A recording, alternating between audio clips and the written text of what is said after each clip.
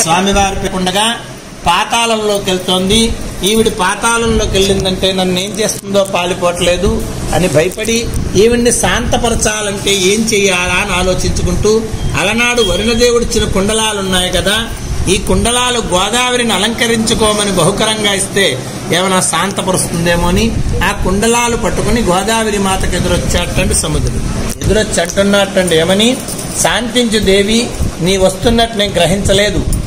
ఈ 2 కుండలాలు కూడా నీవు అలంకరించుకుంటే నేను చూడాలనుంది అనగానే అప్పుడు గోదావరి మాత అంటోందిటండి, నాథా, ఈ 2 కుండలాలు నేను అలంకరించుకోవడం కాదు, ప్రతి నిత్యము కూడా పూజకు బయట చేస్తే బాగుంటుంది అనగానే అప్పుడు సముద్రుడు అంటున్నట్టు, ఓ దేవి, పార్వతీ పరమేశ్వరుడు ప్రతినిత్యము ఏ ప్రాంతంలో అయితే సంచరించదరో ఆ ప్రాంతంలో ఈ 2 కుండలాల్ని కూడా పూజకు బయట చేస్తే బాగుంటుంది అనగానే అప్పుడు గోదావరి మాత అంటోందిటండి, నాథ, మనమిద్దరము ఈ ప్రాంతంలో కలుసుకున్నాం కనుక ఇదే ప్రాంతంలో పార్వతీ పరమేశ్వరులు ప్రతినిత్యము సంచరించెదరు గనక ఈ ప్రాంతంలోనే ఈ 2 కుండలాల్ని కూడా పూజకు బయట చేస్తే బాగుంటుంది అని చెప్పి ఈ గోదావరి మాత ఈ కుండలాల రెండింటిని కూడా గౌతమ ఋషికి ఇచ్చి అంటోందటండి, మునివర్య, ఈ 2 కుండలాలు ప్రతినిత్యము పూజకు బయట చేస్తే బాగుంటుంది, అందుచేత ఈ 2 కుండలాల్ని కూడా ప్రతినిత్యము పూజకు బయట చేయవయ్యానగానే ఈ గౌతమ ఋషి కుండలాల్ని ప్రతిష్ఠించాలంటే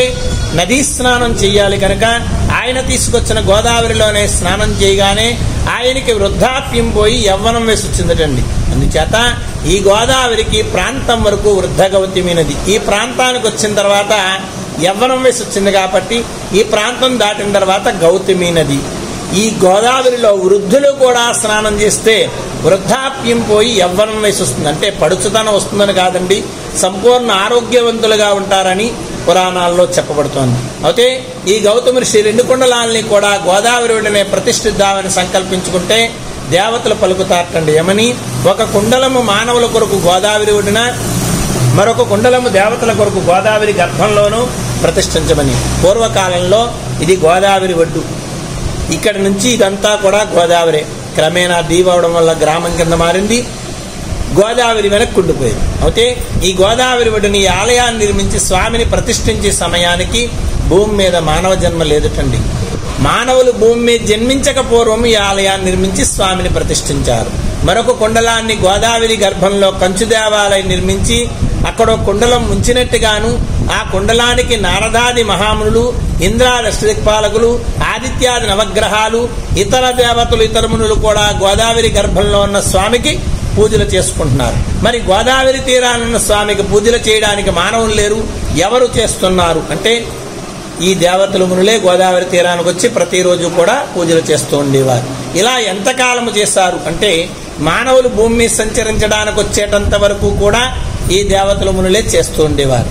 మానవులు వచ్చిన తర్వాత ఈ దేవతల మునులు రావడం మానేశారు. మరి మానవులు ఏ కాలంలో వచ్చారు, మొట్టమొదటిసారిగా ఎవరు వచ్చారు అంటే కలియుగం ప్రారంభమైన తర్వాత 4వ శతాబ్దంలో భక్త మార్కండేయుడు, ఆయనకి ఆయుష్ తీరే సమయానికి తల్లిదండ్రులు బాధపడుతుంటే, ఎందుకమ్మా బాధపడతారు, నాకు ఆయుష్ ఇచ్చింది ఆ పరమేశ్వరుడు, నన్ను తీసుకెళ్లేదు కూడా ఆయన చింతకే, కనుక మీరు అనుమతిస్తే నేను ఆయన్ని వేడుకుంటానని చెప్పి తల్లిదండ్రుల దగ్గర అనుమతి తీసుకున్న భక్త మార్కండేయుడు భూమండలంలో ఉన్న శైవ క్షేత్రాలన్నీ దర్శించి ఈ క్షేత్రానికి వచ్చారు. ఈ క్షేత్రానికి వచ్చి గోదావరిలో స్నానం చేసి ఈ స్వామికి అభిషేకం చేసుకుని ఈ స్వామిని ఆలింగనం చేసుకుని గట్టిగా పట్టుకుని వేడుకుంటూ కొన్ని అష్టకాలు వర్తిస్తున్నారు. ఇంతలో యమధర్మరాజు ఈ క్షేత్రానికి వచ్చారు. ఎవరిని? భక్త మార్కండేయుని తీసుకెళ్ళడానికి. అయితే ఈ భక్త మార్కండేయుడికి యమధర్మరాజుకి ఈ క్షేత్రంలో పోరాటం జరిగింది. అయితే ఈ యమధర్మరాజు ఈ కుండలేశ్వర స్వామికి భక్త మార్కండేయుడికి కలిపి పాసం వేశాడు. అది జరిగింది ఈ క్షేత్రంలో. అయితే ఈ కుండలేశ్వర స్వామి ఉగ్రరూపం దాల్చి త్రిశూలంతో యమధర్మరాజుని పొడిచాడు. అది ఇక్కడ జరిగింది.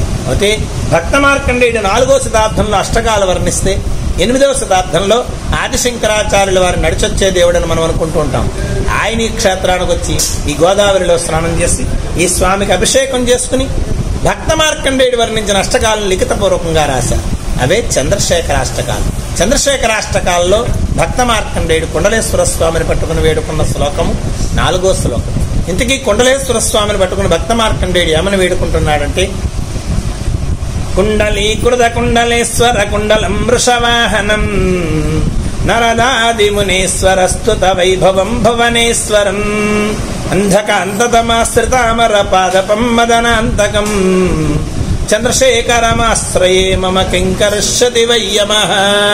ఓ కుండలాకారంలో ఉండే కుండలేశ్వర స్వామి, వృషభ వాహనుడు వై ఉన్నావయ్యా, నారదాది మహామునుల చేత అర్చించబడుతున్నావయ్యా. అంధకాంతక రాక్షసులు శివభక్తులను సంహరిస్తుంటే ఆ రాక్షసులు నీవు సంహరించావయ్యా.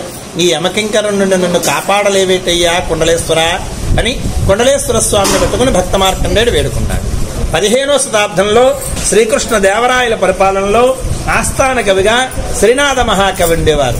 ఆ శ్రీనాథ మహాకవి క్షేత్రానికి వచ్చి ఈ గోదావరిలో స్నానం చేసి ఈ స్వామికి అభిషేకం చేసుకుని ఇక్కడ నుంచి కాశీ వెళ్ళాయన కాశీ నదిలో స్నానం చేసి విశ్వేశ్వరుడికి అభిషేకం చేసుకుని కాశీఖండాన్ని తెలుగులో రాశారటండి.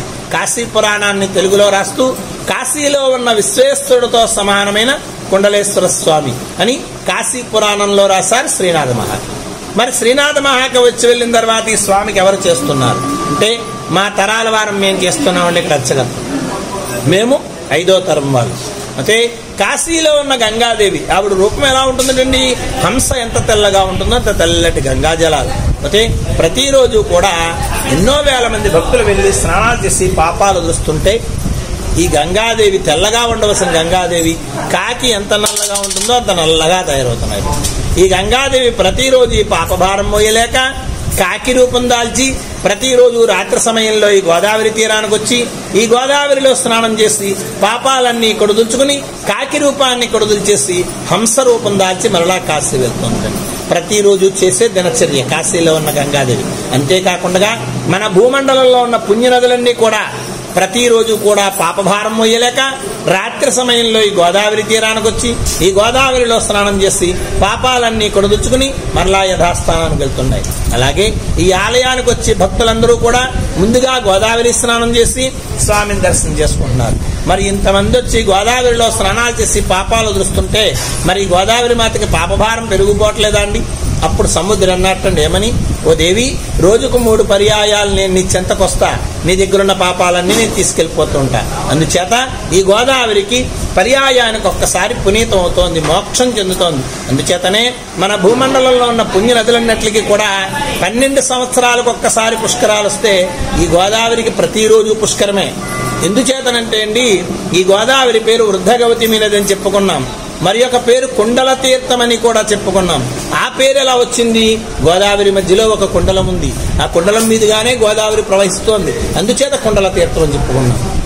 ఈ ఆలయం లోపల ఉన్న స్వామిని మీరు ముట్టుకోవడానికి మీకు అర్హత లేదు.